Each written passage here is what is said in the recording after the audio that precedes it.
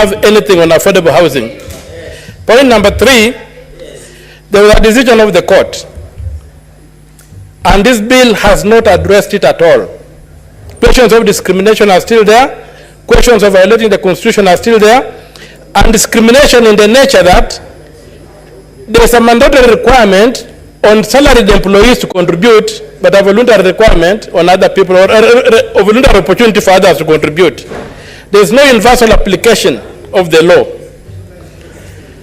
Also, the court clarified between policy and implementation, but looks like the National Assembly and the executive have taken upon themselves the implementation role, which is supposed to be vested in the counties.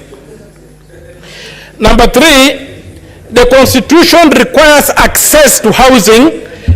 Affordable housing does not prescribe ownership of affordable housing.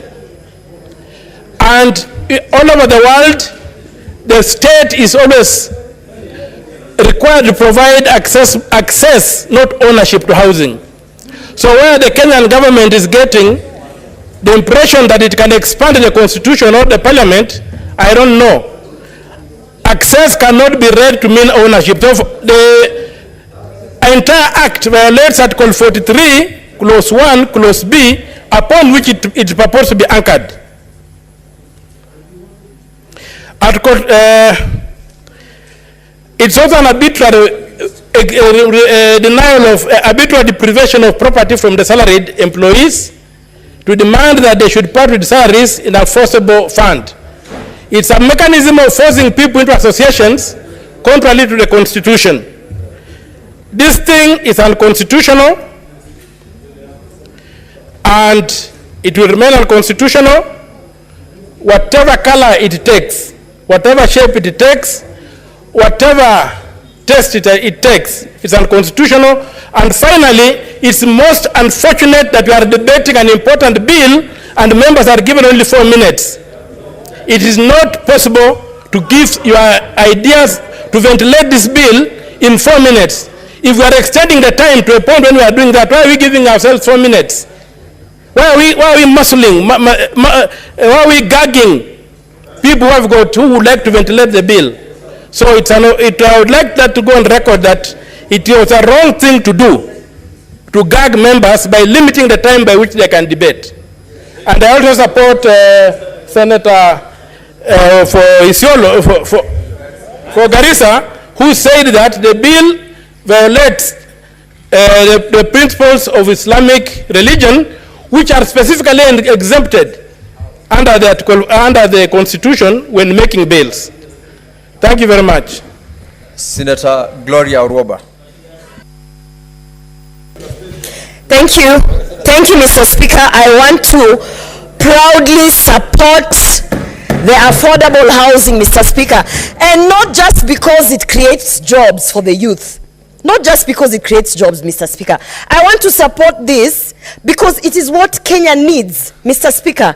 And by the way, we need to be alive to the fact that change is inevitable. Yes.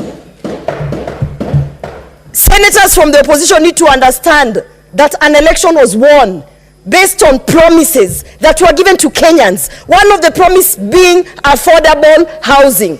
Mr. Speaker, and I have even heard Senator Ledama try to explain how we should not do housing because ABCD. And when I was listening to him, I was wondering, these senior members of this house must understand the difference between social housing and affordable housing, Mr. Speaker. We are not talking about social housing.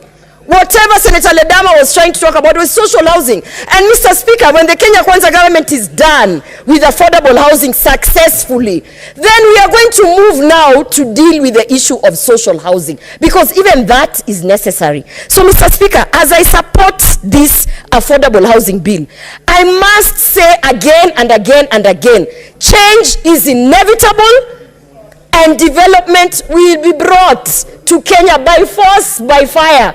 And if there is anybody who is going to ensure that this country moves to where it needs to go, Mr. Speaker, I want to tell every member in this house that it is His Excellency William Samoei Ruto.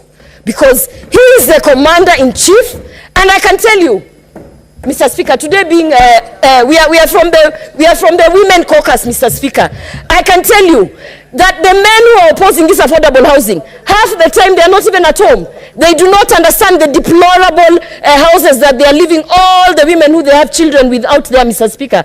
As a woman who is here in this house, Mr. Speaker, we want to live in conditions that are befitting for us women. So we are tired of living in the slums, and we are tired of you people just sending your baby mamas left, right, and center and coming to the house to fight affordable housing. Mr. Speaker, the president has the interests of all women at heart, and this is why when I support this bill, I want to say that I'll be at the front of that list to ensure that women are being prioritized, those women in the slums, those women who do not have any form of dignified living, Mr. Speaker. So I support this bill, and I urge Senator Ladama to go and read the difference between social housing and affordable housing. Thank you. Senator Okiya Eddie.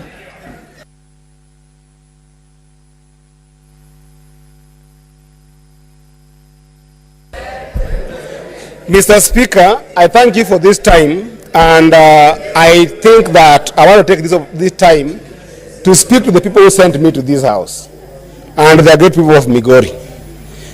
The people of Migori, I want to report to you that in the National Assembly, 2 MPs of Kenya Kwanza, just in this past weekend, went to their villages and chased KRA officials away, opposing a bill on taxation and finance bill that they so much championed for. And I'm telling the people of Migori that I'm in a Senate today that I can see the same trend of people standing to support what is wrong. And I can assure the people of Migori that I want to stand with you, telling you that the way the structure of this bill is, I cannot support it. More importantly, the way the debate around this bill is being rushed in this house, the way it is being forced in the throat of you, the people of Kenya today in this house, we are being given 4 minutes to be able to discuss this bill. We have been forced to extend the house without participating in the conversation about that particular motion, the people of Migori. I am telling you that this is why, even during Moi days, the repealing of Section 2A came about. We are going to the dictatorial times of Moi, and it's not only happening at the